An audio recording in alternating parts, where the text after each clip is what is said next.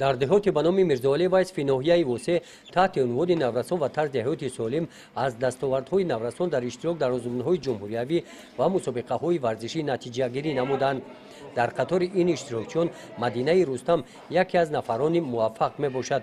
او در این سن سال از روی نمود گشتین طرز جودو علاقه 3 کرات عنوان چمپیون جمهوری تاجیکستان را صاحب شده است. این مدال و سپاسنامه‌ها را مدینه با اشتراک و غالبیت در مسابقه‌های جمهوریوی از شهرهای کولاب، باختر، سوخت و دوشنبه به دست آورده است. اکنون خواهش دارد که بیرون از جمهوری در این رشته ورزش شرف ورزش تاجیکستان را بلند بردارد.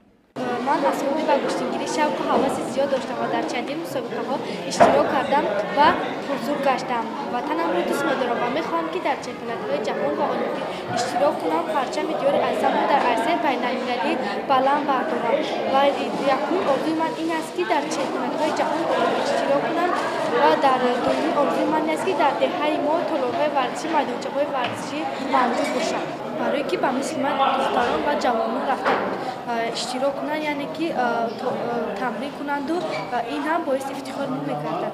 در قسمت تنتنوی چوربینی با اشتراک رئیس ناحیه وسه، رهبریت جماعت دهات و نمایندگان شعبه معارف ناحیه و ساکنان دهات قید کرده شد که هدف حکومت کشور از برگزاری آزمون‌های علم فروغ معرفت تاجیکستان وطن عزیز من فروغ حساب دانایی کتاب است و المپیاد و آزمون‌های گوناگون تقویت بخشیدن هویت ملی، حس افتخار از تاریخ و تمدن باستانی خلقمان، باز هم بلند برداشتن سطح و سوادناکی و معرفتناکی مردم قبل از همه نورسان جوانان، تقویت ذوق زیباپرستی آنها و پیدا کردن استعدادهای نادر از بین نسل‌های آینده‌ساز می باشد.